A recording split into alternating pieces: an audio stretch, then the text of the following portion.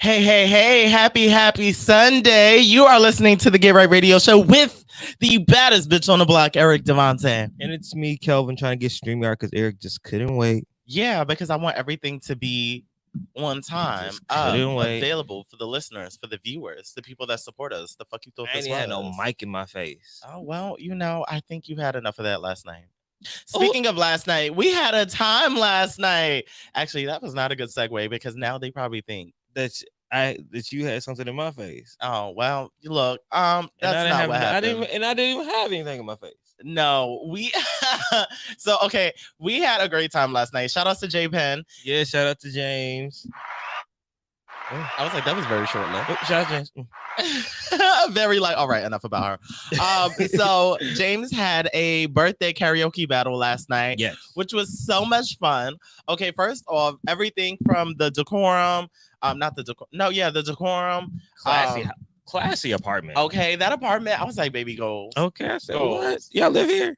Then it's your Airbnb. All right, look, don't have us Zeus this place up. Then on top of it, every dessert imaginable was available. On top of it, they were all like, well, not all of them, but most of them were edible. So there was this edible peach cobbler. Yeah. That's the one that took me out the game. That was the one, because you know me, I love dessert. Yeah, so you had a big ass piece. Yeah, I was like, oh, and peach cobbler. I asked you if I knew it wasn't edible. I said, and I asked you, are you gonna be good? You said, oh, I'm a big boy. I am, and I was fine. 20 minutes until I wasn't later. Until I wasn't fine. Until I wasn't. But I give myself a pat on the back because I was like, oh, I could have got really fucked up. Because not only did we have the edible peach cobbler, there was edible chocolate chip cookies, peanut butter cookies. Then there was just like cake, cupcakes, etc., etc. And then there was liquor galore. But you're missing the best part. Okay, what's the best you see, part? ratchet people only want to talk about the ratchet thing. Yeah, there was a more productive. There was a since we're talking about food, because we haven't gotten to the battle yet, which is really fun. They were doing hot ones. Oh yeah, hot ones. I forgot about that. So we were slowly migrating up in the hotness. If you watch the show Hot Ones, which is First We Feast, shout out to the BuzzFeed Inc. Umbrella. I didn't know that was y'all. Okay, you better promote. Make sure you watch Hot Ones every Wednesday night at 10 o'clock on. All right, no free promo. Oh no, okay, but Hot Ones, if you haven't watched Hot Ones, they basically take sauces on wings, and they, as you eat, they get hotter and hotter and hotter, and that's what they also had last night. And I got the chance to participate. Shout out to Dre, who is James's boyfriend, who made sure that I had buffalo cauliflower along with it, so I can eat and enjoy with you all. So I did appreciate that very much. So it was the accommodations for me. I was like, buffalo cauliflower. All right, everyone participating for real. Yeah. And you was fucking up the cauliflower. Let's talk about that. Well, yes, but I only had one piece, so let's not tarnish my brand. However, it was really good, except for that one sauce. I think her name was Melinda. I don't like her either. It was something about that. You ever had some shit that was so hot it don't taste like what it's supposed to taste like? So mind y'all, these are chicken wings. I've been into this shit. I was like, I don't know what this is. It's just hot. It's just hot. It was good to me. I don't like hot. I love hot stuff. I like hot I like spice that adds some kick to the food. I don't like hot that covers up what the food is supposed to taste like. Oh no. I still taste the cauliflower. I wanted to go. Ooh. Did you get that? I got it. Would you like to talk about how all the edibles affected you and your networking experiences? Yo, so I had a piece of cookie and I had some cobbler. And you ate one before you left? And I ate half one before I left. Tell the full story. So when I get there, I'm already amazing. And then they say like, oh, this edible. Then I'm like, oh, okay. And then peer pressure. I don't think I had a shot. I don't think I had a drink until maybe 2 hours after I got there, because we were only taking shots. So someone who I thought I never realized how handsome they were until last night. And like, there's friendly banter on Twitter, so we don't know each other, but like we know of each other. We've been in the same spaces. We talk a little bit on Twitter. But other than that, so I'd seen them for the first time in person. Like, wow, they're actually rather handsome. I don't know how you missed that the first time around. So lost. But my high ass couldn't even converse. Kova was in there giving disclaimers, talking about, I really want to hold a conversation with you, but I'm just really high. Oh, really? And I was looking at him like, You're doing amazing, sweetie. Oh, really high. So I really don't want you to judge me off of this. Oh my God. Look, I was like, I'm typically one of those people that, like, if I'm too in my head, I trip over my words and stuff. Last night, I was like, I don't give a fuck. I ain't come here to network. I'm here to celebrate J Penn. You tell me there's some edible peach cobbler and some liquor. Okay, I'm all aboard. And then, well, this isn't like in sequential order. However, we got into the karaoke battle, which was so much fun. So much fun. So much fun. What was the first category that they gave? Black anthems. Yes, Black anthems. And immediately most of us started thinking about the cookout. Now, for me, it was the participation of it all. The first battle consisted of one girl who was doing Hot in Here by Nelly and the other one who did Candy by, how did the mic get to my mic? I was going to figure out. I'm just going to help you out. Talking, I'll help you. Because I don't look. I feel like I'm about to kick it on the beat. We ain't got no air. Another one. If y'all don't see us in the studio ever again, it's because they don't have no damn air on Sunday. Right. And I'm not doing this shit. We're the one show that don't get no air because we broadcast on Sundays, and I hate that for us because we don't deserve. We do not deserve. Is this a thanks that I get for putting you bitches on? As he sachets for the camera and doesn't help me fix this mic. But yes, the first battle was between Nelly Hot in Here and Candy by Cameo. And for me, it was the crowd participation because for non-singers in karaoke battles, you become, I might be projecting, but you become a little self-conscious from time to time because you got the singer in the room that's really about to like shit on all of y'all.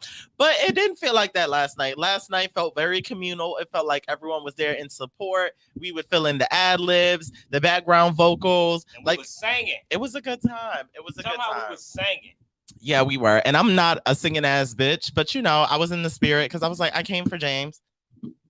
So I wanted to make sure, you know, I was present. I didn't get to perform though because I think his neighbors were complaining. So Kelvin didn't either, but we did get to judge, and that was fun. You know, I really feel like that's where I thrive. Like I'm a performer first, but like I'm also a judgy bitch. So I felt right at home. So I say all that to say shout outs to James, shout outs to Dre, y'all were amazing hosts. Congratulations on a new home because baby, all right, I see what's possible. God, I've seen what you've done for others, and I want parts. So yeah, Kelvin, you want to get into your week? Because you're definitely miming behind me. It's giving very much sign language. Kind of like that lady who was signing when Adele was singing.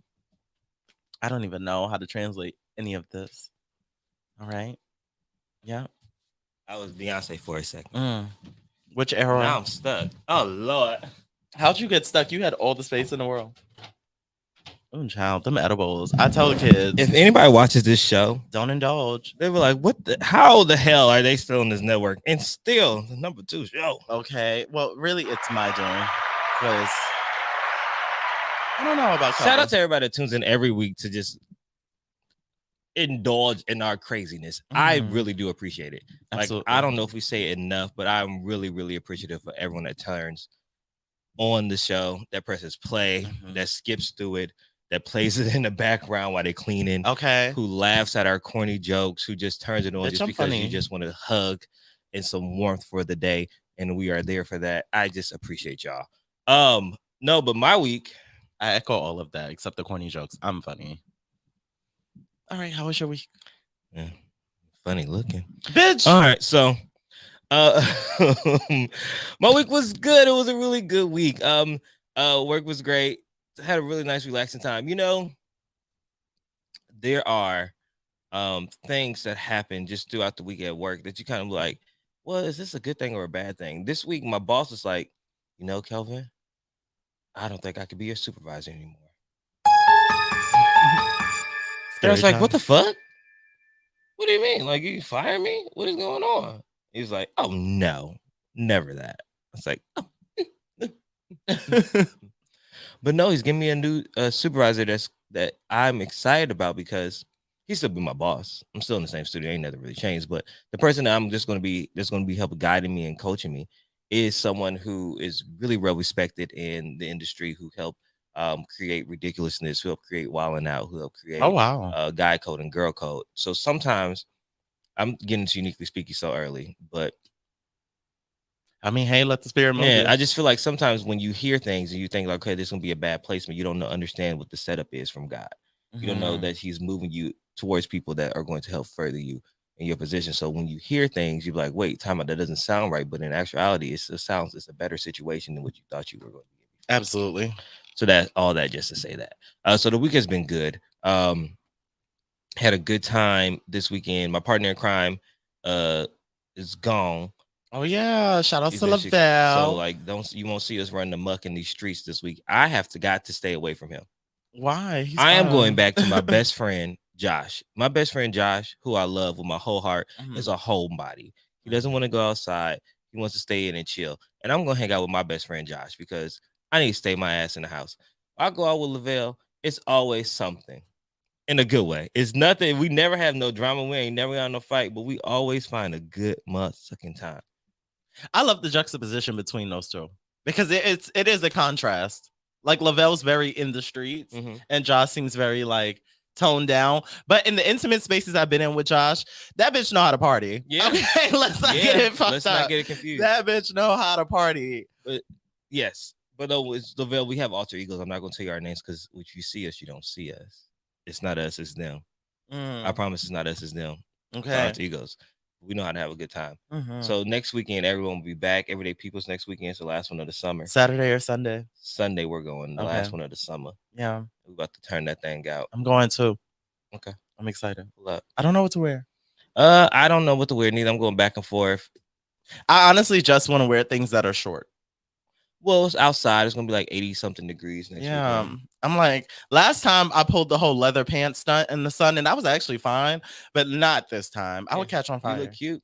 It was cute. Yeah. It was cute. gave a But look. like, yeah, I love doing that. I feel like Everyday People is where people really try and give their best aesthetics. I mean, I don't really miss a beat. However, like I wanted to rise to the occasion and it was cool. But you know, the thing with Everyday People is that you ever realize, well, maybe not you, but me personally, sometimes I get so fucked up I can't converse or like get the benefits of the outfit. Oh yeah. Like girls will compliment me and stuff, and it's like, yeah, thanks, whatever. But like guys, when they try and talk, I'm like, I'm worried about saying all the right things, and I'm kind of fucked up, kind of like you were last night. Just be like me, be like, yo, I'm really fucked up right now, but I really want to have a conversation with you. What's your IG? Right. Just skip over the IG.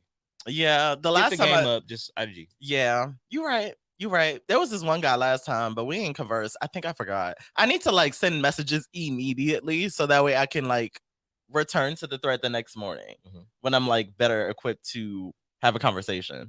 They'd be like, yeah, I got you on IG, but what was his name? So I don't know, but okay. Everyday People. Was that the wrap up of your week? Yeah, I didn't see my Snicker, but this week actually I did. We went and got ice cream. How cute. Yeah, very juvenile. Very juvenile. We had our first not argument, but conversation. How did that make you feel? Good. That's good. I don't want to have you divulge if you don't want to divulge. It was nothing bad. It was like, wow, hold on, we see differently on this. That's great. Because no one wants to talk to a yes man. No one wants to talk to a yes man. That's whack. That's boring. Sometimes I would like us to see eye to eye, but not always. We don't always got to see eye to eye. Yeah. I think it's important how you talk about when you don't see eye to eye. I think that's more important than not seeing eye to eye. Absolutely. Or that's more important than when you are seeing eye to eye. And when you don't see eye to eye, how do you converse with each other? Right. What are the words we're saying to each other? How are we getting through this? So because it's very telling. It's very telling. What did I do this week? I didn't get to go to therapy. I have a very weird therapy schedule just because like 1 week I'm good to go, the next week it's jam-packed. But I feel like this week I've been doing my shit. Well, I always feel like I'm doing my shit, but this week specifically, you know, I had a coffee network meeting. I feel so grown because I am trying to get my foot in the door by like doing the groundwork but taking a different approach. Okay. Some real time LinkedIn type stuff. And in addition to that, did I take a dance class this week? I think I did. I did take a dance class this week, and it was I don't remember what it was called, but either way, it was sexy. And the best part about it is I got there late, and I was like, oh my god, I'm about to walk out because I don't really like pick up choreography too fast. At least like in the earlier stages, I haven't. But bitch, when I tell you by the end of the class, I was with everybody and low key eating it up. You see what persistent. I get what Beyonce is talking about. 10,000 Don't say what you're hours. gonna do. Just do what you're gonna do. Yeah. So that's been Be fun. about it. That's it. in her Texas voice. Yeah. So I did that. What else have I been doing? I feel like I've just been trying to get myself together holistically. Like I haven't been in the scene like that. I realized I haven't been to a club in a minute. Um, at least a month or so, which isn't like me at all, but I've been all right. My friends keep me updated and let me know it's the same people in the club. Yeah, And same people in the club. You don't miss nothing. yeah, although I do kind of miss Trunks, just the atmosphere. But yeah, it's pretty much been just that. Like I'm ready for everyday people. Trap karaoke is this weekend, but we haven't gone to trap karaoke since the first time we went to trap Yeah, we haven't karaoke. been in a very long time. Wow. When are you coming to trap karaoke? I was like, what's keeping you away? Well, I'm going. It's the 8th. Oh, what's keeping me away? That's the question. Yeah, I don't know. You want to go? I'm going. Oh, so you got to take it without me? Well, actually, Dwayne bought it for me. Shout outs to Dwayne. Hey, Dwayne. Okay. You want to go? Yeah, I'll pull it. You should come. Okay. It'll be fun. The 8th. Me and Eric will be at Trap Karaoke on Okay. the 8th. And Everyday People on the 18th. We are outside for the remainder of summer and the early start of fall. Okay. And we'll see what winter is given. Oh, side note, before we get into the show, last week, I didn't realize, one, how short my shorts was when I sat down. Yeah. Secondly, I didn't realize I was giving everybody all this view the whole show. The whole show. Our shorts were equally short, but I had a laptop on my laptop. So mine was just like, hello. Yep. Now, if that becomes our most viewed episode, what does that say about our listeners and viewers? They're disgusting. Because those comments. Yeah. Deplorable. Shout out to Body by Cito for making sure that my legs and thighs look healthy. The thigh cleavage. Yeah. Because thank God for all those squats and lunges and all those other stuff that's toning it up. Okay. I'm telling you, Kelvin's crop top season is coming soon. All right. Soon as I get in this party, I'm gonna let go of this body. Okay. Have you heard of the there's this DJ mix between SWV right here and Church Girl? Yeah, Anamorphous. It flows so well. It does. And then there was another one, but I forgot it. Well, I guess I like Church Girl better. So yeah. It was Plastic Off a Sofa and Brains in the Sky. Yeah, I loved it. I'm a soul angel. It was pretty. It just slowed it down, and I didn't want that. I wanted it to like, okay, because right here, kind of, it didn't like pick it up. It just was a different vibe, but a similar frequency. If that makes sense. Yeah. What does Cranes in the Sky mean? I would really have to go listen to the song and dissect it rather than just. I've been listening to it a lot. Well, I've listened to it a lot, and at first I thought it was like, okay, like birds in the sky. I mean, I thought like metal cranes, like building like monuments, like building like walls, and that's why she tried to like get around it. I don't know. We would have to like listen to it and dissect it line by line to really get what she's talking about. Hey, Get Writers, what do you think Cranes in the Sky is actually about? Speaking of music, before we get into Bitch You Better Read, I listened to Boy Bye. Okay, because that was your homework. Last night, while Eric was high, I told him that he has an assignment because our baby mama, Ari Lennox, shout out to Ari Lennox, has released her sophomore album, A Sex Location. She also released the EP, Away Message, which is so good. It is so good. Both of the pieces, but one of the standouts to me was featuring Ari's featuring Lucky Day, who you know is Bay. Anytime, but such a nice man. So kind. Very much so. Very much so. Anyways, so yes, so they have that on there. It would stand out to me. I told Eric because he said he had to listen. I said, Eric, listen to Boy Bye, and I want to know what you think. So I really thought we had a drum roll. No, I don't know why you thought. I really thought there was a drum roll. No, if you would like a drum roll sound effect, that can be done, but we don't have one. What did you think? I enjoyed the banter. It was very playful. It was very clever, and it's one of those songs that I would have to listen to a few more times. It's subject matter specific. Yes, So it I is. don't know if I'm in that space at this exact second.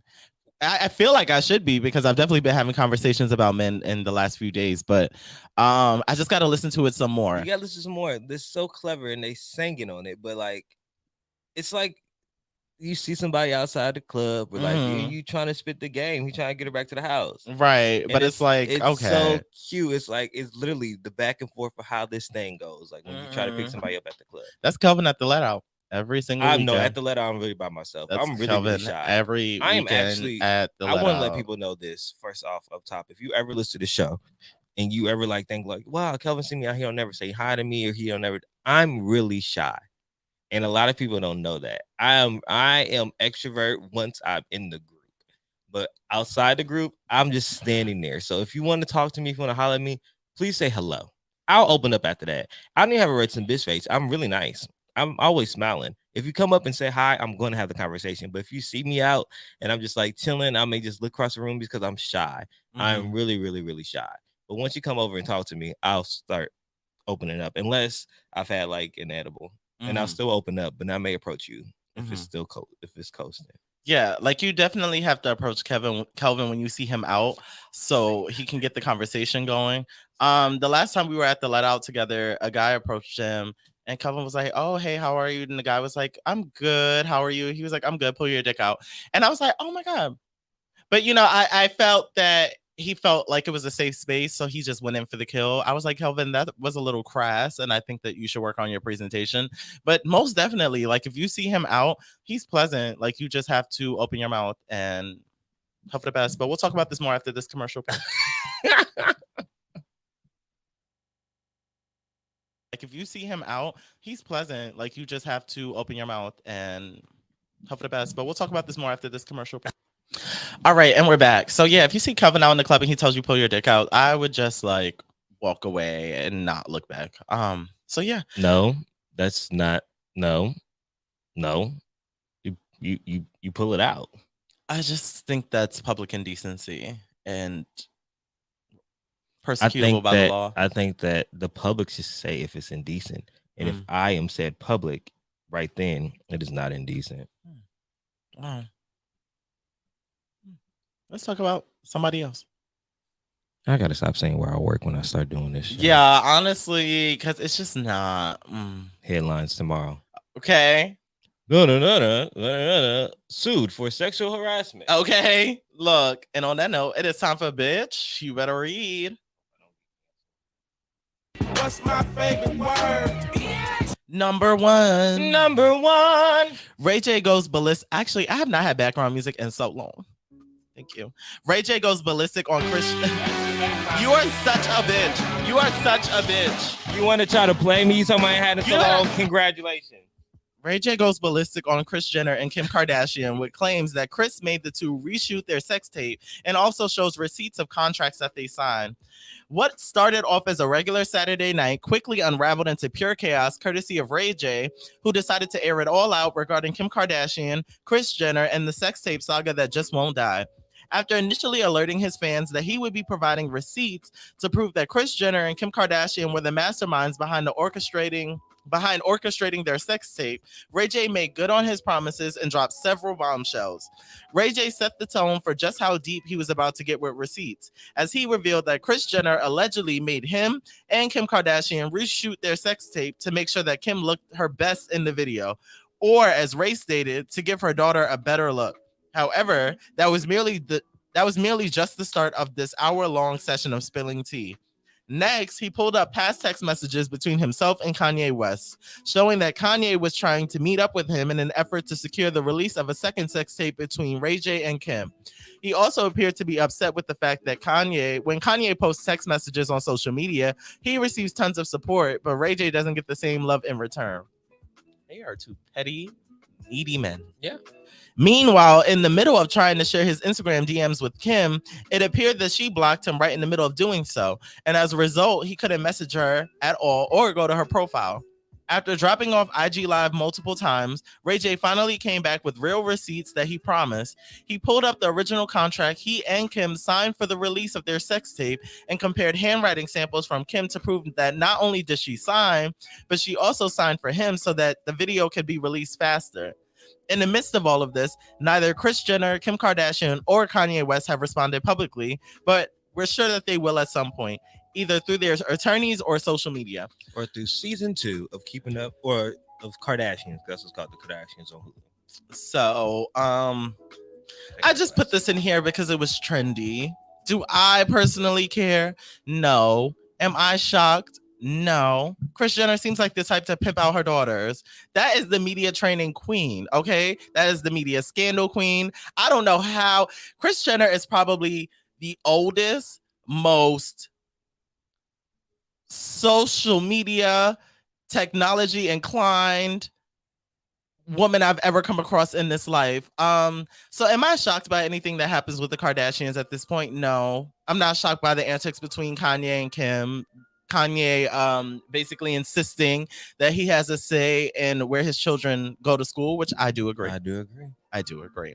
But yeah, like I say all that to say nothing about this shocks me. How do you feel about this? I don't. There's no way that someone can release a sex tape and profit off of it and move it around in the era of the Kardashians without being sued for millions and millions of dollars if they did not already give the green light. Mhm. I've never heard that there is a Kardashian suit against the man who leaked the sex tape. Have you? Mhm. No. But I also don't follow Kardashian news too closely. After a while, it becomes a lot. That would be the biggest story. Well, But it has not happened. no. So it has to come out some way and somehow, especially like with this revenge porn type stuff that now that is against the law. If there is all this other stuff going on, then there should honestly be a case against Ray J, right? I would imagine. So I'm not saying, but I'm saying Kris did what she did. Allegedly. She had to put on for the family. I mean, why are we shaming sex workers? Sex work is real work. it is actually. It is real work and a very real and lucrative job. I've just never heard Kim Kardashian referred to as a sex worker, but That's how essentially she became that is famous. how she got her start. That and as a assistant. Yeah. So why I don't, girl, if you put the tape out, you just put the tape out. Like it's not like we ain't. I mean, hey, it is what it is. It worked. Here they are over a decade later. I really don't have much to contribute to this. I personally do not care. I'm talking about this because it's trending. I also think that I'm happy for Ray J like standing in his power. Yeah, but something about Ray J to me is a little whiny at times. It is very whiny, but I think like after you'll be whiny too if after all these years you've been placed as the bad guy, and now Kris. Do you know where this stems from? No. Okay, so Kris Jenner was on Late Night with James Corden. Late Show with James Corden. Shout out to CBS, my old job. I'm just plugging all the companies you used to work at. I know I'm being real LA today. All right, just dropping names. He used to work there on that show too. Real Hollywood. But during one of the segments, she was strapped to a lie detector test, and James asked her, "Did you have a hand in releasing Kim Kardashian's sex tape?" She said no. The lie detector man said she was telling the truth, and she said, "I'm happy we can finally put that to rest." And this triggered Ray J. Did she pick the lie detector person? Well, through the magic of television, the lie detector test probably wasn't even real polygram. They probably just gave whatever answers he wanted to give, and they probably already pre-read the questions. Just you just gotta. They're the Kardashians. There's no way they're gonna ask the Kardashians about a sex tape if they did not already prepare. Why can't I talk right now? That's fine. Prep them. Yeah. They didn't prep them. Like the producing entertainer producer goes back before the show starts. Hey, these are the segments that we're going to talk about. These are probably some of the possible questions that we're going to go over. Hey, we have a little bit of edgy questions. Can I go over just a few of them just to get a yes or a no? Da da da da da da da da da da. Cool. Okay. Cool. We'll see you out there. Make sure you have a good show. Okay, I'm coming back. We prepped the questions. Everything's good. Just want to make sure we're all cool. You good or anything? Anything else we need to talk about? No. Okay, cool. We'll go out in 5. Walk to the stage. All right, you ready? Here we go. And then when the segment comes, okay, remember, we're going to take the lie detector test. He's going to ask the questions. You're going to give this. Remember, everything is probably just going to go super fast. It'll be okay. You think they would do that with Wendy? Prep Wendy? No. I feel like Wendy would kind of sneak some shit in there that the producer. I'm pretty sure. Yeah. Like, yeah, Wendy in her prime would have snuck some shit in there that the producers were like, whoa. Yeah. I'm pretty sure they prepped them with Wendy, but also even like when I used to work for HU, like me and Jason would go over notes, but we will never go over questions. All those questions are his questions. So I was like, he's like, tell me about the person. So I'll run down. This person did this is this. They were born here. They have this project coming out. They had this scandal with this person. Had this with that. So he knows all the stuff about them, but we never went over and said, okay, well, ask this person this, ask that person that. No, Jason has his own mind, asks his own questions. Well, I'm sure Wendy has her own mind, has her own questions. She probably had the same preparation I had. So what's the tea about them? So what's going on with them? So they did this. Okay, cool. And then when they get out there, they do what they want to do. They ask the questions they want. They're journalistic. Right. Low key love it. Not even low key love it. So yeah, number 2. Number 2, 5, number 3. D.L. Hughley condemns jokes on Twitter following Queen Elizabeth II's death. It shows the lack of humanity. That's from D.L. Hughley. Twitter has probably never been as active as it was on Thursday when news of Queen Elizabeth II's death was announced by the Buckingham Palace. Rest in peace, Queen. Memes have flooded most people's timelines from Black Twitter, making jokes that have even seen stars such as Cardi B jokingly saying that they were refraining from using the social app because they didn't want to go to hell. As the jokes and memes continue to go viral, D.L. Hughley has spoken out about his thoughts on the lack of humanity people have shown to a woman who, outside of being the longest running monarch in Britain, was somebody's family member. I think that anybody that holds the idea that you can't be sad for somebody when they pass on. I think that anybody that holds the idea that you can't be sad for somebody when they pass on. Oh, okay. There's more to it. I think lacks a level of humanity. Why do they write like this? I need to just start doing bullet points and just running them down. I'm not a monarchist. This is a quote from D.L. Hughley. I'm not a monarchist, but I can see, even if you ain't a queen, somebody lost their grandmother and their mother. Somebody lost a dear family member. Let me get my tongue together, y'all. Talk about me. Further on, the 59-year-old Virginia native believed that the lack of compassion many have shown in a time of mourning and grief shows that people are disconnected from showing solitude. It's not spelled right. While the Queen may have been part of problematic ideals, her death meant that her race was over, and whatever she's done, she's going to be judged for, he added. Her Majesty passed away on Thursday afternoon at Balmoral Castle in Scotland, where she was later joined by a string of her closest family members, including her daughter, Princess Anne, the newly titled King Charles III, and Prince Harry, who arrived at Aberdeen Airport an hour after the news of his grandmother's passing was shared to the public. King Charles III has since returned to Buckingham Palace, where he made his first speech in his new role while addressing the death of his darling mama in a televised special to Great Britain. He said, "I pay tribute to my mother's memory and I honor her life of service. Throughout her life, Her Majesty, the Queen, my beloved mother, was an inspiration and an example to me and all of my family, and we owe her the most heartfelt debt any family could owe their mother. Queen Elizabeth was a life well lived, a promise with destiny kept, and she is mourned most deeply in her passing. That promise of lifelong service I renew to you all today." The king became visibly upset as he held back his tears to finish off his speech, adding, "As you begin your last great journey to join my dear late papa, I want simply to say this. Thank you. Thank you for your love and devotion to our family and to the family of nations you have served so diligently after all these years." So I'm sure you saw Black Twitter cutting up and social media as a whole. How did you feel about this? At any point was you like, oh my God, let's, show some type of decorum or humanity? Or were you like, fuck that old bitch? I posted the Queen, said long live the Queen, and You I sure got a did. lot of backlash in my DMs. I sure did. I called you a fat ashy cunt. Yeah, you did, and a lot of people was like, I can't believe you posting this colonizer. What did she do for you? Blase, blase, yada, yada, yada. And I get it.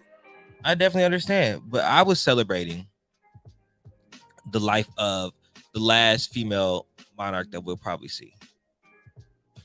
So, like, how does that work? Does King Charles gotta die? King Charles eventually will pass. That's life. But I meant like for us to see another like woman possibly get. Well, no, because look at the lineage. So Queen Elizabeth wasn't even supposed to be queen. Her father was not the next in line. It was actually her uncle who decided to marry an American and just like say did the Prince Harry. It was like, girl, I love you, girl. We're gonna do our own thing. I don't even want this. So he gave up his seat, which then went to her father. Then after her father passed, she became queen. And she reigned for 70 years. Jesus. She ain't get bored? You know, all right. You didn't retire out. So now she has a son and daughter, but the next in line, it usually goes like your firstborn. So the firstborn is the heir to the throne. So King Charles the third is now the king. After him, it would be Prince William, who's the Prince of Wales. And then after Prince William is going to be the son, George, I think his name is Prince George. But Prince William also has 3 kids. So the second child is a daughter who is, I think her name is like Charlotte, Princess Charlotte. She could become queen if Prince George doesn't have kids. That makes sense. So he's a child, so who knows? So we may not see it in our next lifetime, and our children may not see it in the next lifetime because the British are definitely living up. They're getting 96. That's a long time. I mean, 70 years, so we may not see it. But the interesting thing is, it goes King Charles, Prince William, George, Charlotte, the younger one, then Harry, then Meghan. The Stallion. I was just like, not Meghan. Prince Harry's child. Him and Meghan's child. Is that a boy or a girl? It's a boy. Okay. Oh, yes, I have seen him. He's a cutie. So we could have Harry as king if something happened.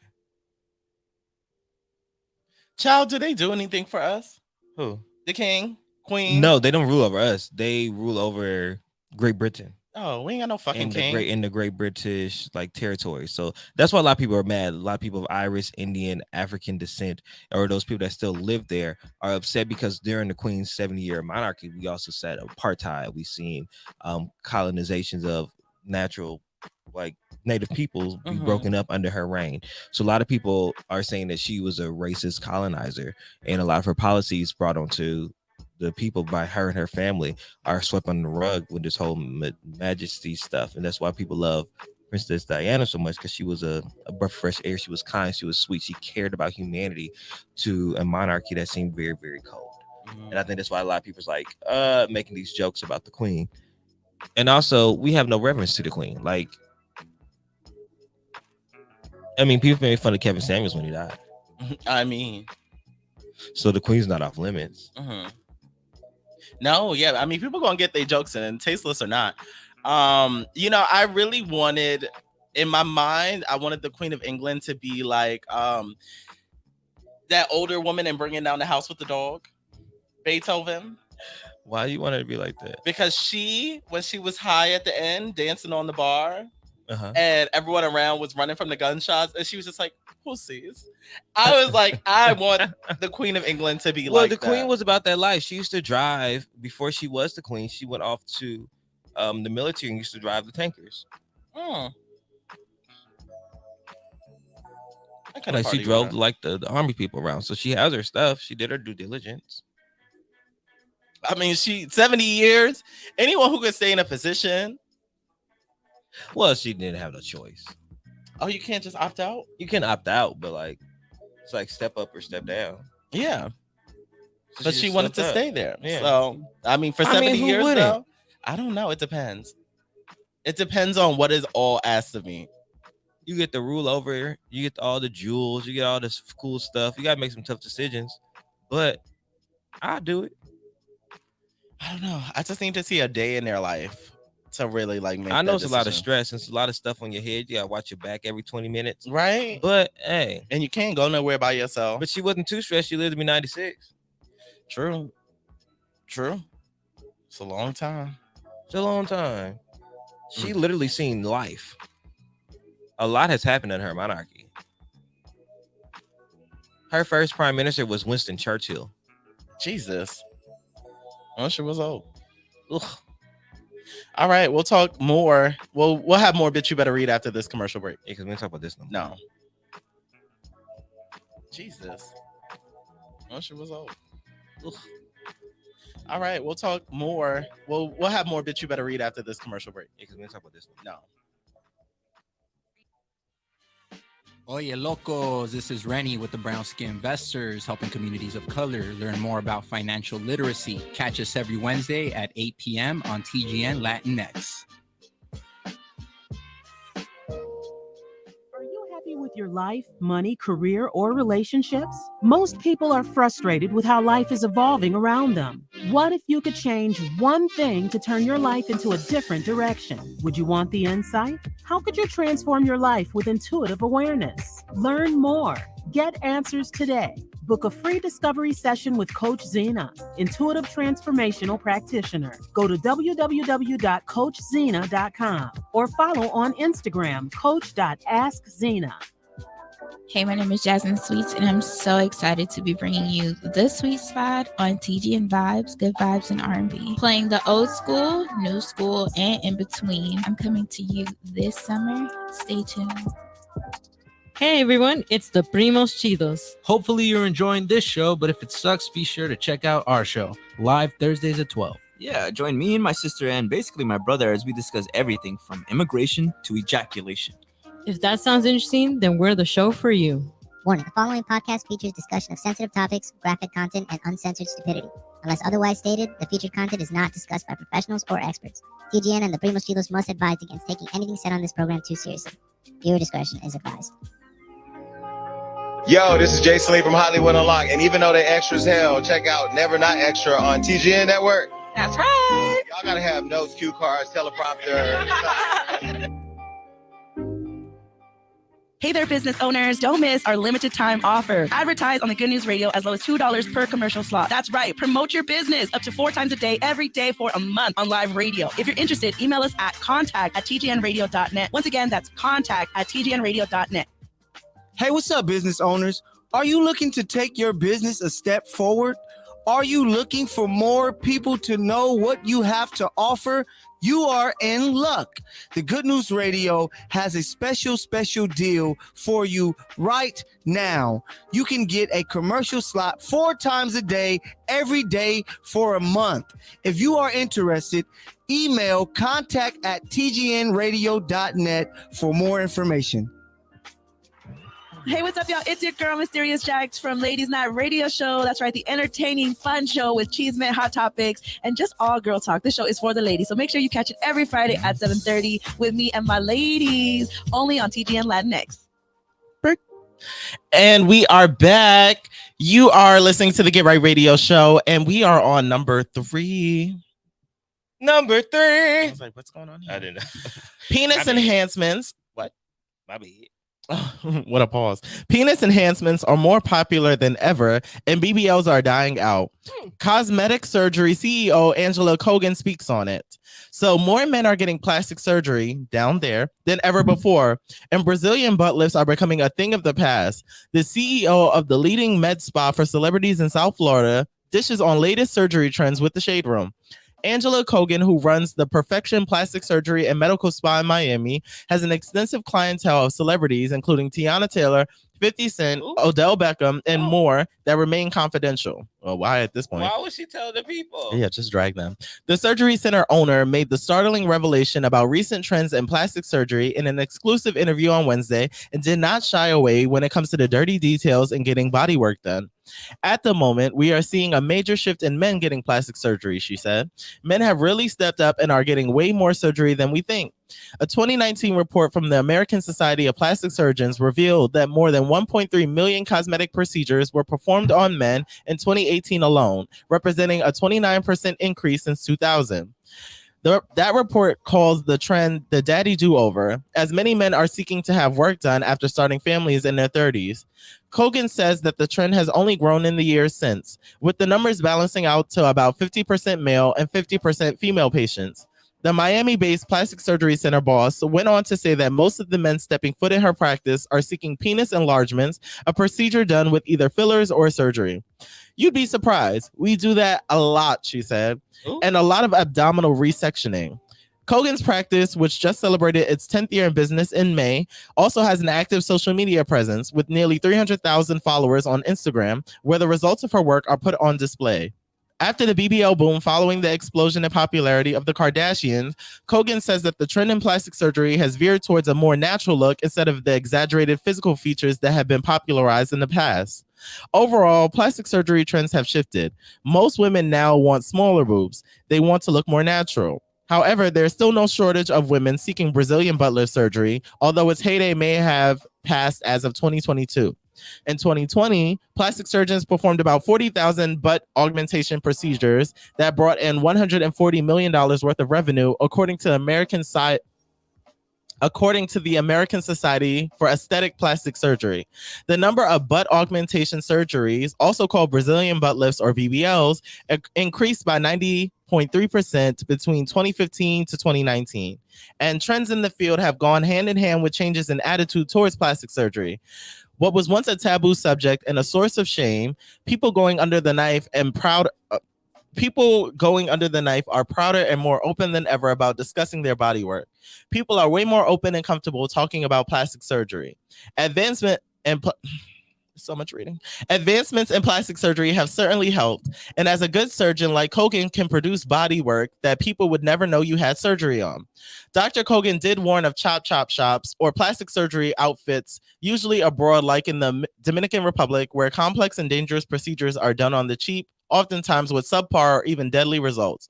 In June of this year, an NYC Department of Corrections captain died after undergoing plastic surgery at a Dominican clinic run by a doctor who once pleaded guilty to operating without a medical license. 49-year-old Tandra Bowser Williams. Okay. Woo! My mouth is exhausted. That was a long story, and I'm not the greatest with long form reading, but like, geez. So I say all that to say, would you get a penis enlargement? I don't think I need one. Like if I wanted to go like be a porn star, yeah. But what do you do with all that dick? Pee and fuck. I don't want to dick that people like I ain't doing nothing with that. Yeah, there are some people. What I'm doing with that? You know, like I feel like you would really have to know who's getting penis enlargements as opposed to BBLs. I'm glad that trend is dying out. Well, what does it look like? Does it just get fatter? Because they said they add tissue, so would it make it longer? I would like to think extend it, right? It would just make it fatter. Yeah, I like to think of it as like a penis pump. Yeah, but a permanent penis pump. A permanent penis pump. Mm-hmm. A PPP. A PPP. I don't know, because like I've had this penis 33 years now. Mm-hmm. And if I got a new penis, well, I don't know if I would know how to use it. I don't know. I imagine it like would work. I don't want like same. a super huge dick and not be able to use it. And like people like, well, you know, Kelvin, he got that, but don't because.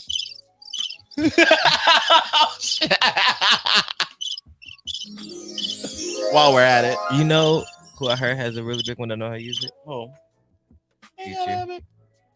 Oh my god, I love Future. I've heard that. I would let Future run me down. I've heard that it's nice. You just don't know what you're doing. Like he doesn't know what he's doing. That's what I heard. Fuck. I'll do the work. He has nice teeth. Yeah, he does. Future's so handsome. While I do what I do, I just want him to smile and be like sensational. Did you get a BBL? I got a BBL. I knew it. I was just waiting for you to admit it. Mm-hmm. I just wait for you to admit it. I got a BBL back when I knew it. I got one. Well, actually, I got a 2-for-1 special. Oh, wow. My aunt Jada Fire, Mhm. she went and got one, and I Mhm. was like, "Oh, I want one too." And she was like, "Don't tell your mom." So it Mhm. was just like a few shots, but it lasted. Mm-hmm. Wow. And now it's starting to sag. So when are you gonna do it over? You know, I don't think it's starting to sag. Oh, it's sagging. I think that you should wear your glasses at all times. I can see. And yeah, I have another appointment this week. I hope you go. You hateful bitch. You hateful bitch. This is why people say you need penis enlargement. No one's ever said that. A lot of people say that. Who's a lot? There is a whole Twitter thread about it. There's a whole Twitter thread.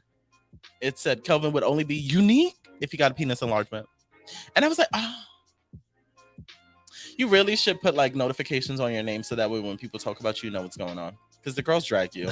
There's also a Reddit page. Run me through the street. Yeah. That's fine. Yeah.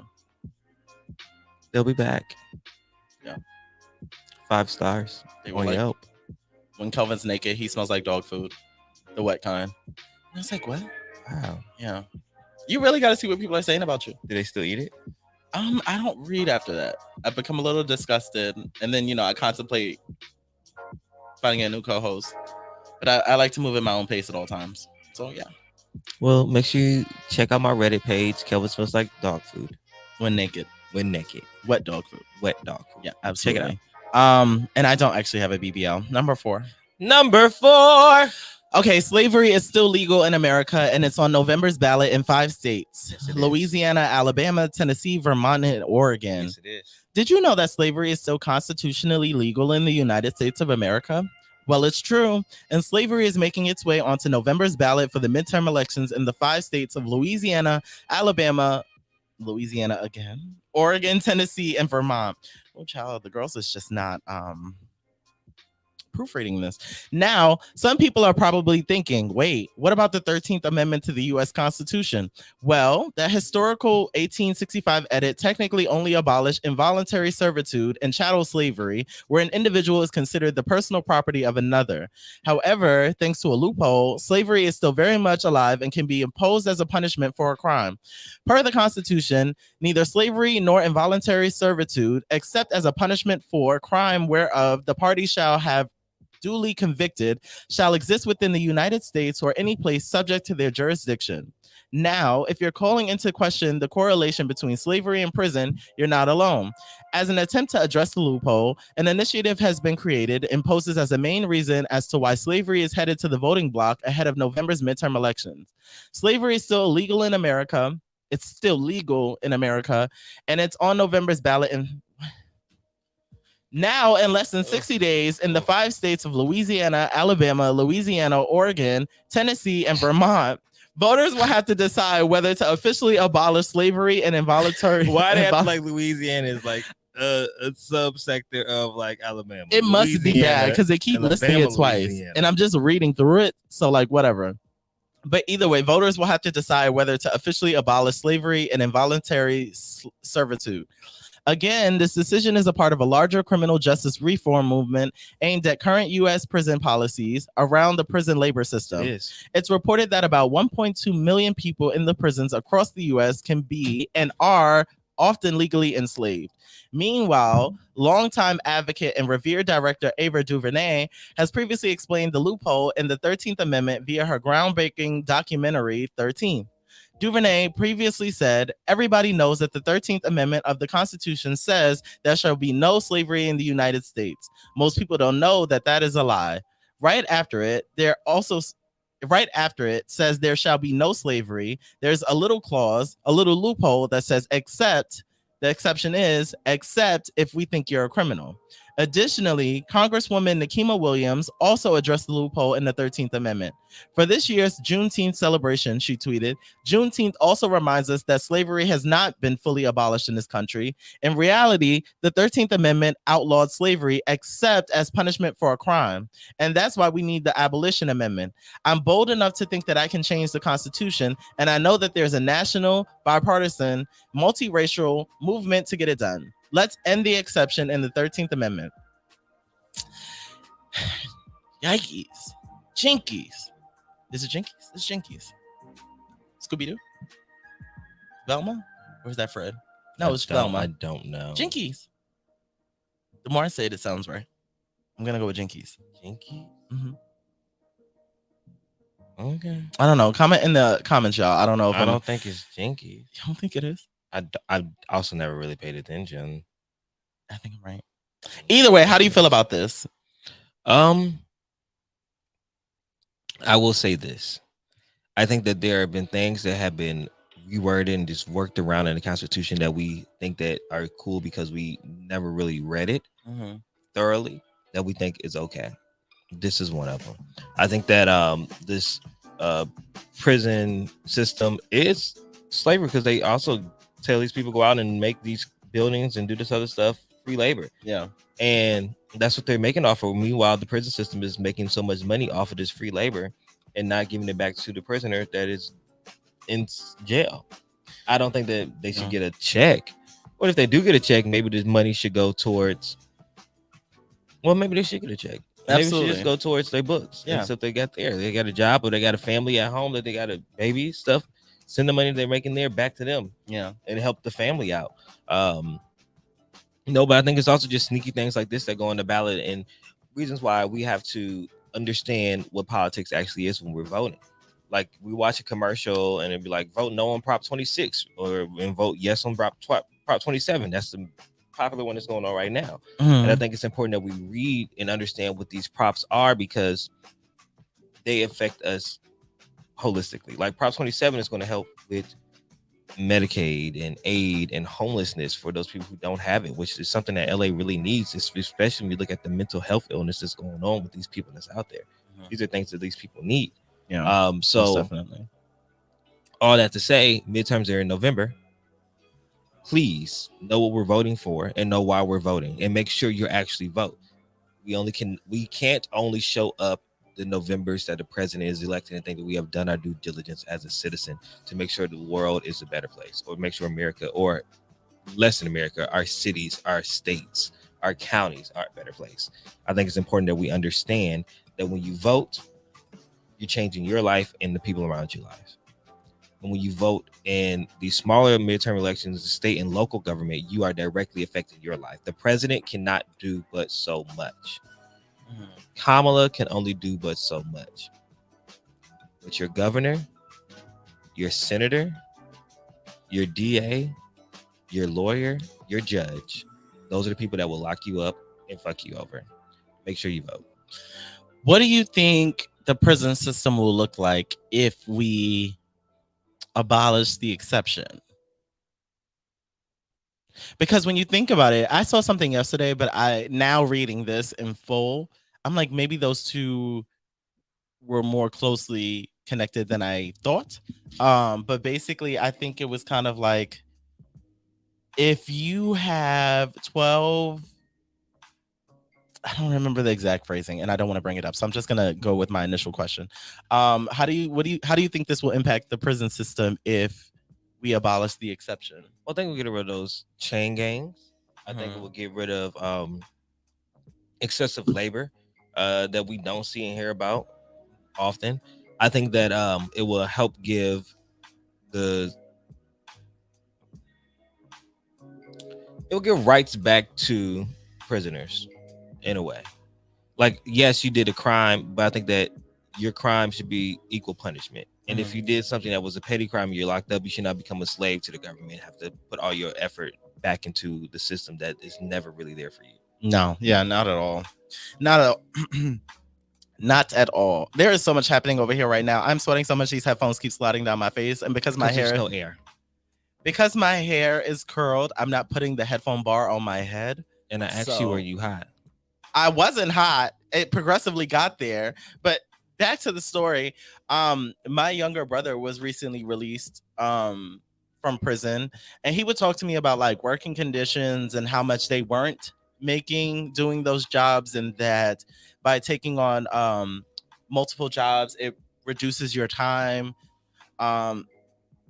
It's a lot, but you're getting free labor out of you. Those people are not getting any of what they're owed for the work that they're doing, and they're working like most of their days. most of their days. I don't know the logistics of it. I would rather have him come on and like explain that, but I do child, not like this new studio. so much money is being made, but no money is being received, at least on the prisoners end. Okay, number 5 today, and this is today. Shut the fuck up. Shut the fuck up. You are a fool. So Little Kim goes off on 50 Cent after he clowned her daughter's eye while accusing her of dissing Nicki Minaj's son. 50 Cent better take it easy with Auntie Kim. The iconic female rapper once again proved that she has no problem dragging him for filth if need be. On Thursday, 50 Cent accused Little Kim of dissing Nicki Minaj's toddler son, Papa Bear. But he didn't quit there. 50 also uploaded a comparison picture between Little Kim and a white owl and spoke foul about her daughter's eye condition. Oh, God, I don't want to read this, but whatever. He tweeted, at Nicki Minaj, you better light her ass up. I'm watching. She said something about the baby. Shrug shoulder emoticon. Her baby eye fucked up. Silly face emoticon. LOL, 50 Cent wrote in the caption of his post. Sometime after he posted the instigating jab, Little Kim hopped in his comment section with a few words. She said, now watch what God does to his life, Kim commented. 50 Cent claims came after the release of Megan Thee Stallion's remix to Plan B featuring Little Kim. The New York artist teased a female collaboration on August 13th with a cropped picture of her arm linking with another woman's arm. On Wednesday, the entire image appeared online, confirming some speculations that the collaboration was with Megan. By Thursday night, the song was out, and 50 Cent assumed Little Kim's verse was shade towards Nicki, hence the post. In the song, Kim raps about a bitch's ex that shares the characteristic with family members and risks passing it on to his son. I don't know who needs to hear this, but you's a bitch. Your father's a bitch. Your brother's a bitch. Keep acting like this, and your son's gonna be a bitch. Think they users, but they useless, Kim rap. After speaking in 50 Cent's comment section, Little Kim took to her Instagram story to deny his claims. She said, I never said a word about anyone's child. Please feel free to listen to the song where we were clearly talking about an ex. To try and twist my words to have an excuse to take digs at my child is disgusting. I'm one of the most disrespected legends in the game, but what you will not do is come from my child. Little Kim says 50 Cent created a false narrative, and then she pleaded with Cuban Link to reconsider dating him. Then Kim took things up a notch and started coming directly for 50's neck. She called the executive producer out on creating a false narrative. She says, I still can't believe y'all can't see through 50's lame ass, disgraceful, ugly, narcissistic tactics. Y'all still falling for that shit. He created this whole false narrative to cause drama and confusion because the girl he wanted is getting too much attention. That girl being Auntie Kim herself. Afterward, Kim turned to 50 Cent's bae, Cuban Link, and complimented her while encouraging her to leave the artist. She said, at Cuban Link, you are a gorgeous, sophisticated, intelligent woman, but being with someone who openly and comfortably attacks children is a bad look. Get out while you can, girl. Anyone who knows me knows, even if you are my enemy, I would never say anything about anyone's child. Kids are off limits. Kim pressed even further into 50 Cent's neck with no mercy in another clapback on her Instagram story. Well, thank God we made it to end the bitch. You better read. My tongue is exhausted. I was disgusted, actually. I didn't share anything on social media because I didn't really have anything to say. And I'm still trying to figure out like when to speak out versus when not to, because I realize at this point in life, I have come across a lot of these celebrities in person and spoken to a lot of them. And I'm like, I don't know when I'm getting my sit down, et cetera, and I don't want to potentially blow it before it gets there. But like between me and y'all, he's disgusting. And 50 Cent has been on this. I feel like he's an inductee into the Lame Hall of Fame. Oh, I definitely think so. I feel like he's been one. Like one of our early inductees. It's just like 50 Cent has no social meter. He has no chill. It's always something rude and extreme. And it's like, what the fuck is wrong with you?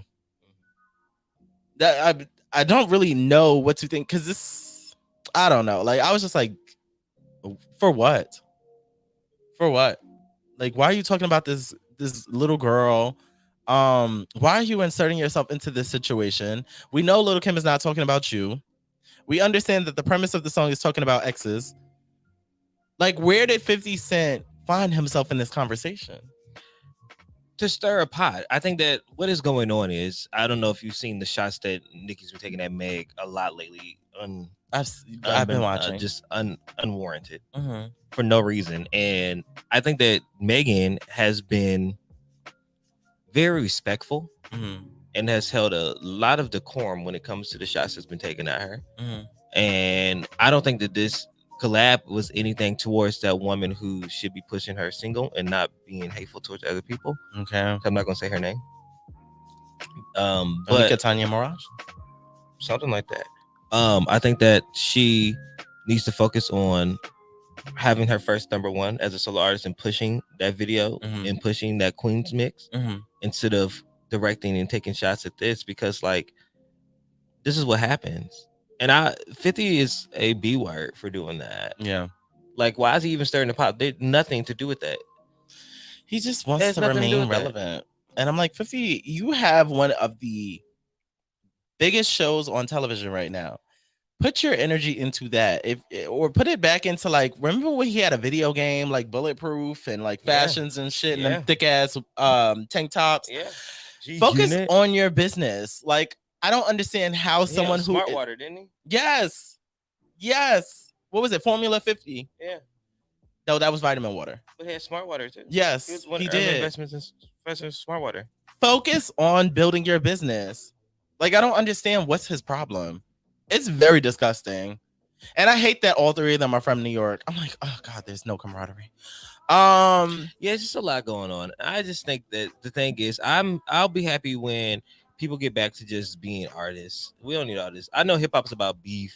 And you gotta have some type of beef, you know, all that other stuff. But like unnecessary stuff, like when you're like 40, which each of these people are. I think Nicki's 39, but everyone here is like at 40, knocking. I think you should kind of like just be. I agree. Like, why are you? These young girls are like 20 something. They just now figuring things out. You've had all this time to, and now you spend the block to try to create some buzz before this project. Who knows? I'll press play, but if it's not good, then what? You know, for me personally, like, what do I want to say? You did that. I did. I know. I not intentionally, but I did it. I would have liked for Nicki to just speak out and been like, chill, bro. Like, it's not for all that. Like, just a simple chill out. But I don't know how to read her either. And I feel like she gets a rise out of petty shit. Like, I feel like her and 50 are one and the same.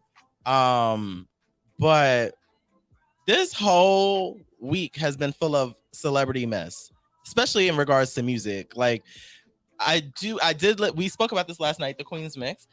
I did listen to that, and I thought that everyone that was on it rose to the occasion. I have nothing bad to say about the girls who were on that project, and I think that it was great for them.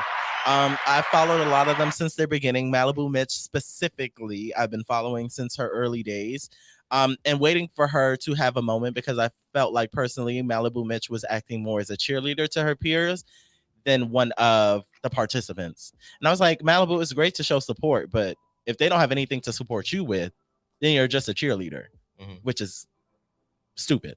Shout out to JT. I feel like there is more to get into, because she did, like as Meg said on Carisha Please, she didn't turn in her verse on time for to be a part of Traumazine.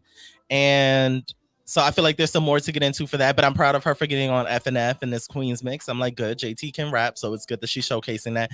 Katie got bands, I don't care. Akbar V, she's thirsty and clout chasing, but she's talented. So I hope that this moment for her is like a light bulb to just focus on. Akbar. I like Akbar's potential. Akbar is a talented MC. She can write. I like Akbar.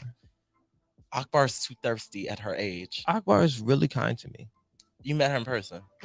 Okay, that's great. She seems like a nice person, but she also seems like someone who's gonna kiss your ass so much that she'll lose her own way.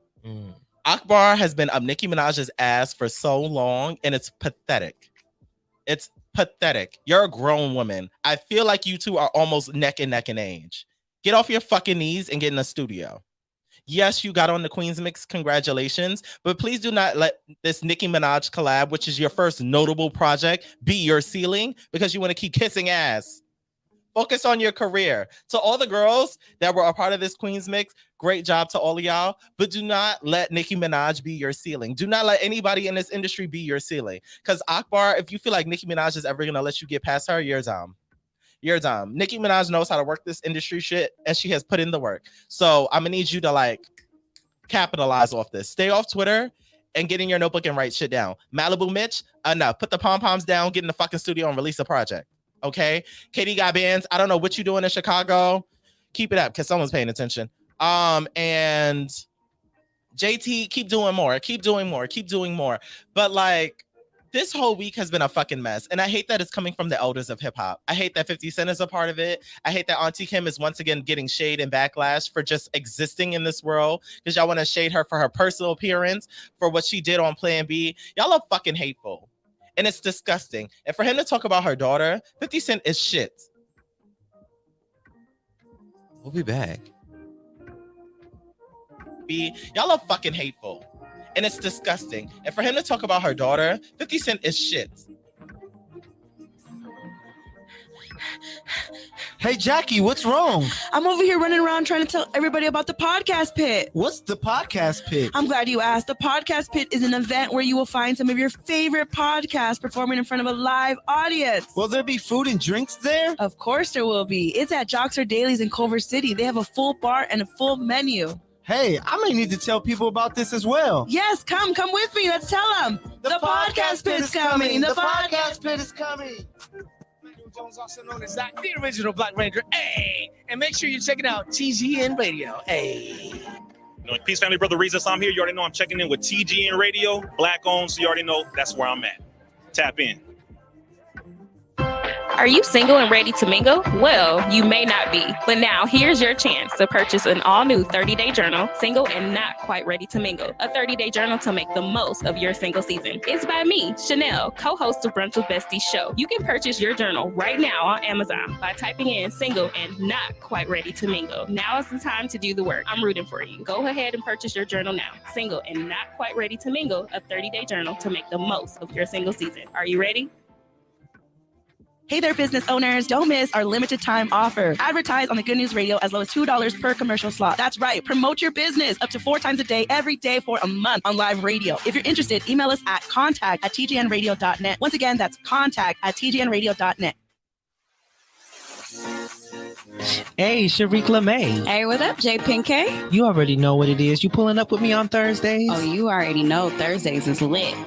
What we doing? We live on Limelight Live on TGN Talk. You already know 7 p.m. Pacific Standard Time, 10 p.m. Eastern for our East Coast folks. And hey, Calvin, why don't you join us sometimes? Gee, if you think I'm ready. All right, Calvin. What a clown. We'll see you then. Hey, my name is Jasmine Sweets, and I'm so excited to be bringing you the Sweet Spot on TGN Vibes, Good Vibes, and R&B. Playing the old school, new school, and in between. I'm coming to you this summer. Stay tuned.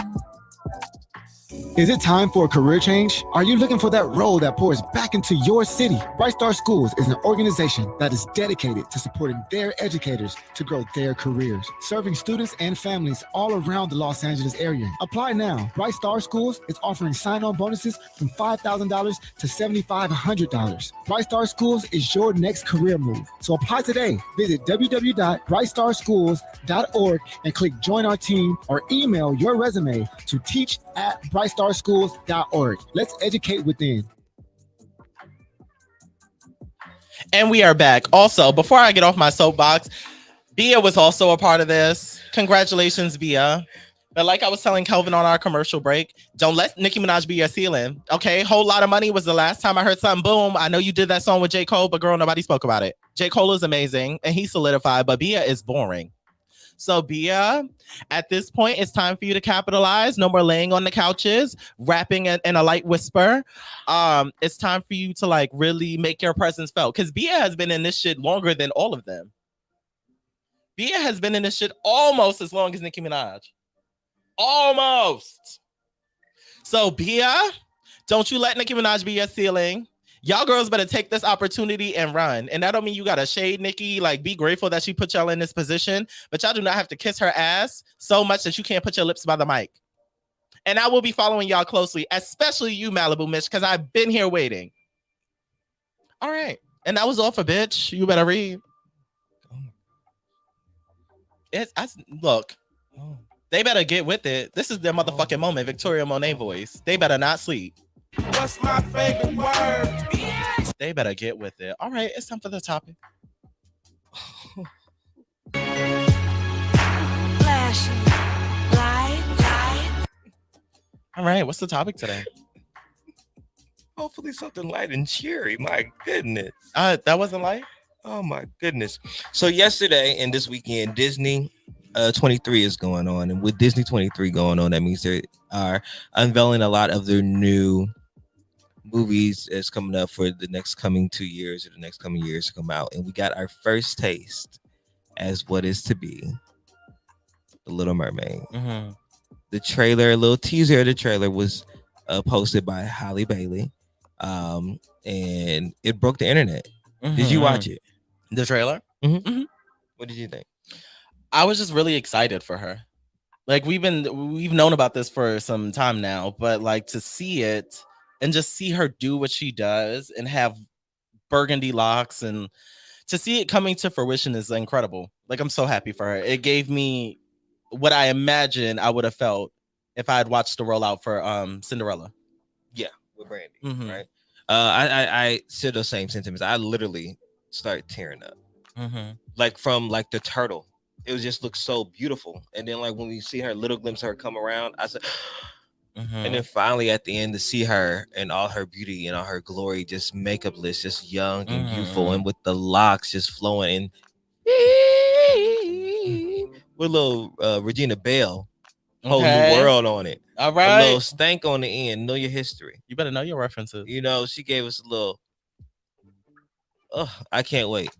But as always, there are people who aren't happy about it. Mm-hmm. There's some people who her hair should be redder. Why she has locks. Why do they have to make everything so modern and Ariel? I was starting an argument with somebody on the neighborhood talking. It's like, why am I even in this comment section? Because they pissed me off. They was like, well, I don't understand how she could be so dark under the water when there's no light under it. Are you going to explain this in the movie? How she can be so dark underwater? What do you mean? They said, are they going to explain this in the movie? Like how her skin is darker. And I said, you know, this is a fictional character, right? And she's like, well, it's based off an animated character. And if the animated character in the latter one was before, and then this needs to be used in actuality. I said, to quote you, this was an animated character, meaning that it did not exist in real life. What aren't you understanding? Why do you have to explain why there's a dark-skinned mermaid when mermaids don't exist? Was this person black? No. Because, you know, like the Neighborhood Talk, as well as the Shade Room, et cetera, are black blogs. So I always assume. But and that would like irritate me. They creep up in there. But it's like, we can have something so great, but people would hate it. I think that what's more important, whether if you like her locks, if you want her hair to be more red, if you like the way she sung, because people didn't even like the way she sang. They say, why is she singing like that? Why she ain't singing just like the original? Because she's her. Mm-hmm. And she's gonna do what the fuck she want to do. But back to the original thing, what makes me angry is that when people stop seeing themselves, they start getting angry that other people are being seen. And that's not cool. Not at all. One of the reasons I moved into entertainment is because I wanted representation, not just for African Americans, but me being black, that's people I want to see first, but for all ethnicities and racial complex and religious backgrounds and things of that nature, because it's important that kids see themselves. So many times in fantasy and in these mystical worlds, which why I don't really get into it. Like, I don't watch Game of Thrones. I'm not going to watch Game of Dragons. I don't watch Dungeons and Dragons. I don't watch Harry Potter. I don't watch none of those things because I never saw myself in those. I never turned on Game of Thrones like, oh, there's a black character that relates to me, or this person that I can see myself in, or there's something I can relate to that. And I know that people say, oh, well, it's a fictional character. Well, yes, black people should live in fantasy. There aren't enough Absolutely. black people in fantasy. Absolutely. We should be there just as present as these other made up characters are. And if you say, well, it doesn't make sense, guess what? It's made up. So it doesn't have to make fucking sense. Most things don't. Why these people in Ireland don't have an Ireland accent? I don't know. Ireland accent? Yeah, Irish accent. Why don't they have it? Because it's made up. So stop telling me that this representation should look like this and should like that. It's a new age, and these kids need to see people that look like them. You know how much difference it made for us to see Brandy as Cinderella? As a child, I watched it on when it aired, and then had the cassette, and it was my favorite thing to watch. Not only because this music was popping and Brandy was popping, but because you've seen people of all ethnicities getting along, getting together, and being kings and being queens. Whoopi was a black queen. I think that went over a lot of people's head. I didn't even think about it. Whoopi was a black queen. Prince was Asian. The prince was Asian. Whitney is a fairy godmother. Yeah. There There's were a- really just no rules. There and- were no rules. That colorblind casting Yeah. is amazing. I'm excited to see her as Belle coming up this November. She gonna be on Broadway? No, she's gonna. You know how they do like the live plays, musical theaters. Mhm. She's Oh. gonna be in the live version Like of the the live Beauty and the action? Beast. No, not live action. Like just you know how to do like the ABC version. Oh. the one live. Oh, that's fun. She'll Yeah. be pretty. She's gonna be very pretty, and Josh Groban's gonna be not Gaston Beast. So that's gonna be really cool. Cool to see them two together. Josh Groban? Yeah, Josh Groban. Remember we talked about Josh Groban? The leading vocalist aside Beyonce in 2003. Mm-hmm. Wow. Remember I spoke him up? Yeah. You're welcome. That's iconic. You're welcome, Josh Groban. Only on the Get Right. I rejuvenized your career, bro. You're welcome. Absolutely. You're welcome. You raised me up, I raised you up. Okay. Now you can be the beast next to her. You're welcome, bro. Hey. You're welcome. Period. But Josh Groban will be playing the beast, and I think it's those slight things matter so much because her is the first Black Filipino princess. Think about those Black and Filipino girls are going to be so geeked about that. I also think about like the Asian community and the Hispanic community who have yet to have like their Disney princess moment.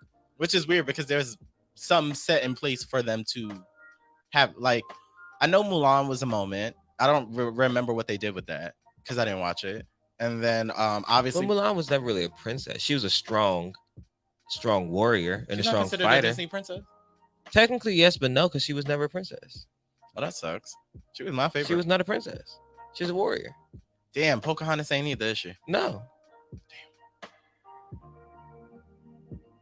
And they fantasize that. We know the real story about that. Yeah. But it's time for representation to really be there. Mhm. We need more Disney princesses that look like the world around us. Absolutely. Because it's not just a Black thing. Like, people deserve to be seen. It's a human thing. Like, gay people need representation. The trans community needs representation. Mhm. Queer, if you don't identify as gay, everyone needs to be seen so that way they know that these things are possible for themselves. Like, it's common sense. It's common sense. Do you ever think that we have this view because we're gay and What? Black? That we said this intersection of Black and gay that we see representation differently? Quite possibly. I also think that I feel like every field, every person needs to see representation in their field of interest. But I think especially for us, having it publicized, like newscasters, hosts, reporters, etc., we have to see that, because TV is like the most common thing I think in like a Black household in terms of miscellaneous things. Yeah. So like if we're not seeing that in this field specifically, we don't think that it's possible. So I don't know if it's because of that intersectionality that we're more like in tune with it, but I've always noticed that, like, in everything. Because like RuPaul for me was like the first notable. I didn't even know RuPaul was gay. I just was drawn to RuPaul. But that was the earliest memory I have of someone that was like remotely like me on television. So it could be because we're Black and gay. I feel like we would need some people that aren't in the community exactly. Well, we're supposed to be sitting in these chairs next Tuesday. Oh, with, yes. Our Just a good Dope Ass brothers Podcast. at Just a Dope Ass Podcast. So we'll get into that. We So can ask them. wait, it's not called Just Dope Ass Podcast no more. Oh yeah, it's called the Reinvent. Yeah, Reinvent. Yes. It's called Reinvent. So yes, we're gonna be sitting here with them on Tuesday. So I'm gonna ask them this question. I'm gonna flip it back on them. I'm gonna see how they feel about it and what does representation mean to them. Because representation can mean different things to other people. They gonna love that. But that was this week's topic. I just want to talk about how do we see representation and how it really matters. And shout out to Halle Bailey. Oh, there's also gonna be a Mufasa movie, which I don't think we need. I think we need a Scar movie. But hey, who am I? I don't care. Justice for Scar. Flashing lights. Okay, and now it's time for the question of the day. Question. Today's question of the day is, what's the silliest thing you've ever done for love? Oh, my family's not listening. I definitely messed up my credit card. Oh my God. I let the Trey use my credit card. For what? I don't even remember what he used it for. Some stupid excuse. This is when I was living in Kentucky, and definitely maxed out that card. And now I'm just here like, child. Thank God that debt has been paid off. But it's like, damn, why would I let him do that? How much was the debt? I'm not doing that. You're not saying his name. I'm not saying his name neither. But definitely dumb stuff like that. Did they buy a car? Oh, thank God, no. Did they buy a computer? No. Beats? No. What they buy? I'm not saying what they bought. They ran it up. I'm asking me, not on air. I don't even think I remember what they bought. I just know they ran that thing up. What's the excuse? Oh, I was getting some stuff for my son, bro. That dick must have been bomb. Kelvin, if you tell me it wasn't bomb, I'm looking at you crazy. I was living in Kentucky. Do you think What does that matter? dumb stuff? The dumbest. Them small towns, I tell you, they gotta work a little harder. I don't think I've done anything like haha silly. I think I've done like silly bitch. The silliest thing I've done for love, definitely ignoring my intuition or neglecting my needs. I don't think it's silly. I think it's irresponsible. Have you ever like traveled far for love? Like, you've done the long distance relationship thing? Yes, but that was like I was leaving New York and it had started already. So it wasn't like it wasn't like, oh, let me go to Minnesota and meet this guy. I think he's the love of my life. Like, we had started it and then I moved and then it became a long distance situation, but it didn't start that way. See, I've talked to plenty of people long distance that live long distance. Like, we either meet like on the internet or like we may meet like at a conference or like in like same group chats or something like that, and then blossom and flourish a relationship that way, but have never met in person. There's one person I know that I've talked to off and on since like 2018, and we've never met. Still. Well, no, because but like we converse, have like pleasantries, but still have never met.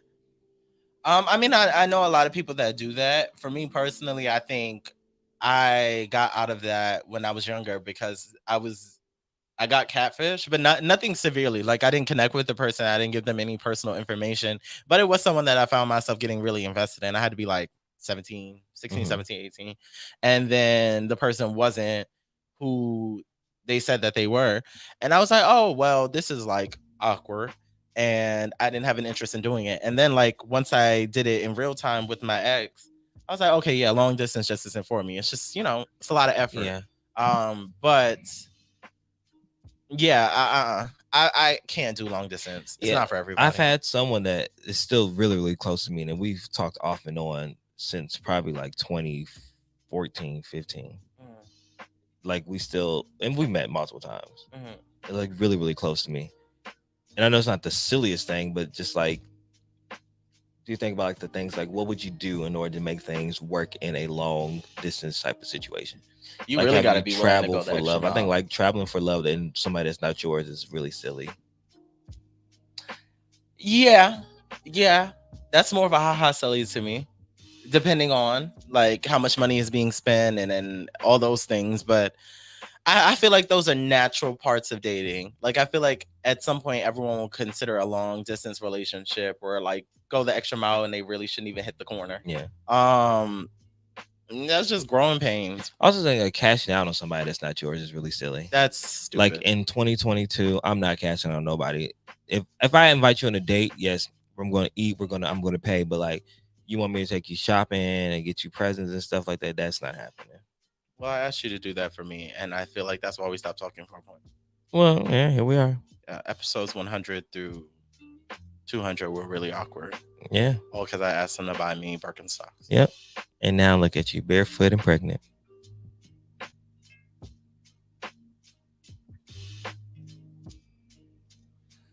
That was all for the question of the day. Question. I'm not barefoot. Very much so pregnant. Now it's time for If I Told You That. Today's If I Told You That is, what is your biggest fear about a relationship? Oh, it ending bad. Define bad. I don't like drama. You know that. I don't like the drama of it all.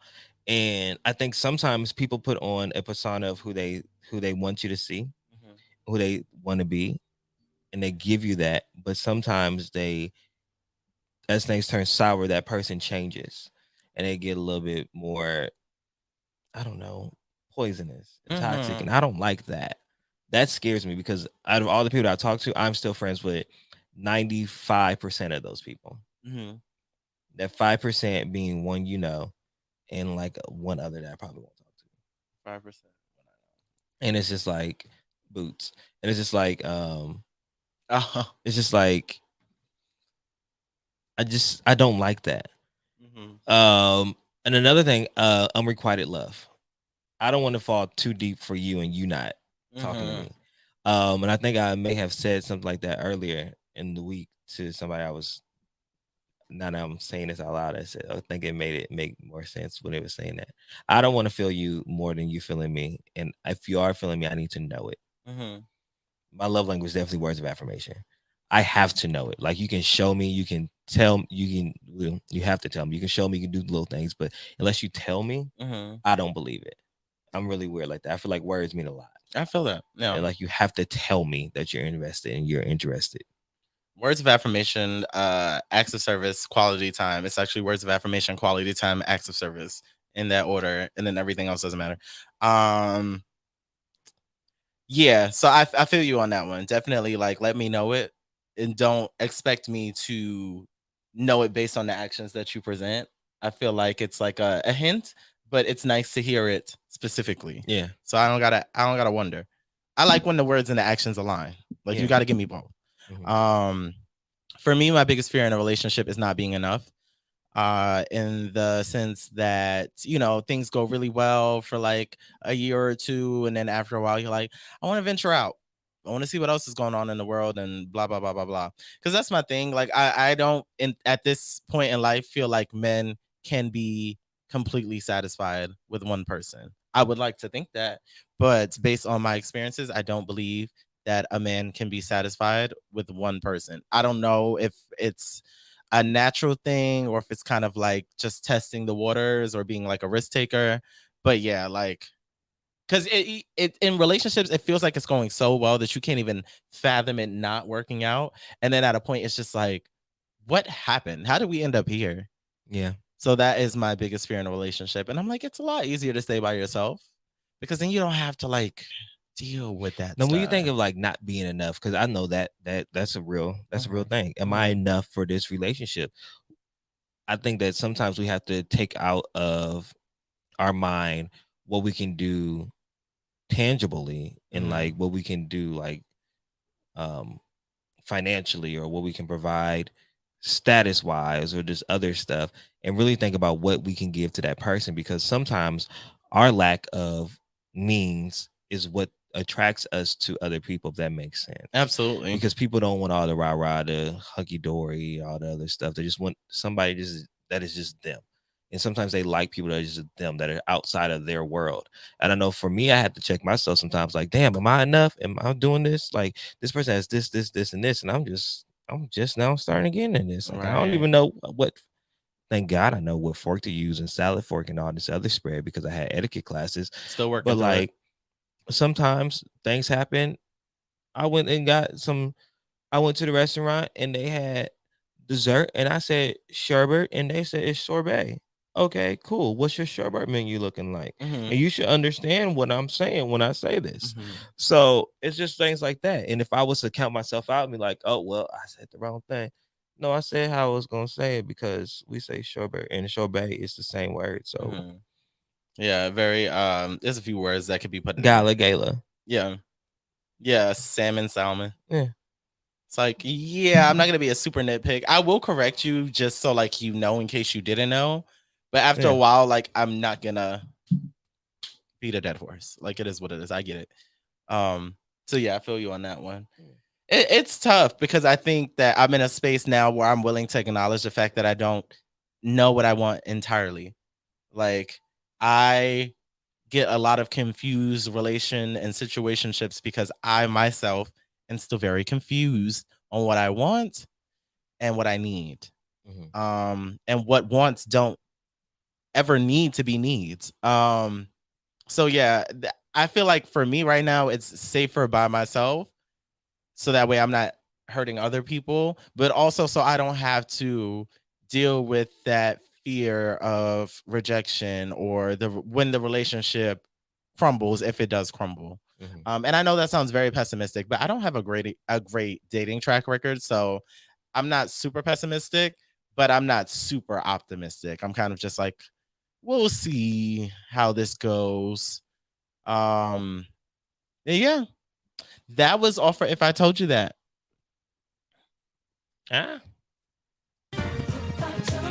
New sound effect for this. I know. Now it's time for Uniquely Speaking. This is for Rachel, you big, fat, white, nasty, smelling, fat bitch. Why you took me off the motherfucking schedule with your trifling, dirty, white, racist ass, big, fat bitch. I have to find it. Do Uniquely Speaking, please. This week, Uniquely Speaking, is all about emails. It's all about emails? Emails. Okay. Well, shit. Because you just brought it up. Talk about it. So, a lot of time, we all know how an email server works up. You have different inboxes and different things that go on. You have your inbox, you have your sent box, you have your trash box, and then you have your junk box. You know, sometimes when you're in conversation, conversing with people, like, oh yeah, I sent you an email. Or did you check your email? And you check it and you see it's not there. It's like, oh, I don't know why I don't have it. Maybe it's in my junk mail. Let me go ahead and check my junk mail. And you check your junk mail. It's like, damn, this has been sitting here that long and I didn't respond to this person. Like, oh, this was an offer for this that I really didn't like take advantage of because it was sent to the wrong inbox. So I just didn't check the inbox. I think sometimes in life, we have our inbox set up on autofill so many times that we neglect the fact that things that seem to us as junk may be the blessing. So instead of filing it under important mail, we send that shit straight to our junk mail. But then once we go back and check our junk mail, we realize that the blessing was there the whole time. Like there may be opportunity that may not be as dressed well as you think it is, or the carpet may not be as big as you think the carpet should be, or I'm not going to get as much exposure from this event that I'm doing. So I'm just going to push it over here to my junk mail. But then one day you be like, you know what? I don't have much to do. I'm just go anyway. I'm just going to be present. I'm just going to show up and see what happens. I'm just going to this party. I really don't know who people there. I'm just going to go. It's in my junk mail. I'm just going to go and do it. And you go there and you realize that you were sitting on and holding back on a blessing because you got a connection or you got a network or you met some people or you had an experience that you wouldn't have had unless you went forward with what you were doing or neglected to do before because it was in the junk mail. Right. I think sometimes we have to go back through what we see as junk to realize that it's not always just a messy and a pile of shit. Yes, there's going to be a lot of stuff that just in there that you just delete. But every now and then, something's going to get rerouted there that you may have to go back and look at yourself and check and say, wow, this was a really great opportunity. So in life, as we're processing these things that may not come packaged in a nice, pretty email. It may not be worded correctly. It may have a couple stars after, like, where the hell did spam come from? You got to open it up and see exactly what it is because it could be a treasure that you're missing. So this week's Uniquely Speaking is never forget to check your junk mailbox because it may be a hidden blessing right there for you. Amen. This is for Rachel, you big, fat, white, nasty, smelling Lyrics fat that you said bitch. email. Why you took me off the motherfucking schedule with your trifling, lyrics. dirty, white, racist ass big fat bitch? All right, y'all. It's about time for us to go. I'm so hungry. I'm ready to get the fuck ASAP after this shit. I'm so hungry. Starving. Okay, I so ate good. huh? I had so many cauliflower. Calvin, that was like 12 hours ago. I had so much cauliflower. What did you learn today? That cauliflower is filling. I've learned that 50 Cent's in the Lame Hall of Fame. Period. I feel like he's been there though. I don't think he's a new inductee. I really He's feel there. like he's been there like with T.I. Yeah. What did you learn? I've learned that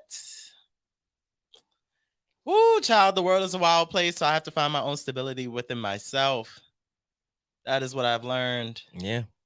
As always, though, as I'm on my journey, keep up with me on social media on IG at The World According to Eric, Facebook, Twitter, and YouTube at Eric Devontae. Yes, and I'm Kelvin Unique, KelvinEunique on Instagram. Flip that to Unique Kelvin on Twitter. And make sure you're following the Get Right Radio Show on your Instagram. And make sure you download the Good News Radio app. And as always, I hope you got right. That's right. Get right or get left. Bitch, you better get right.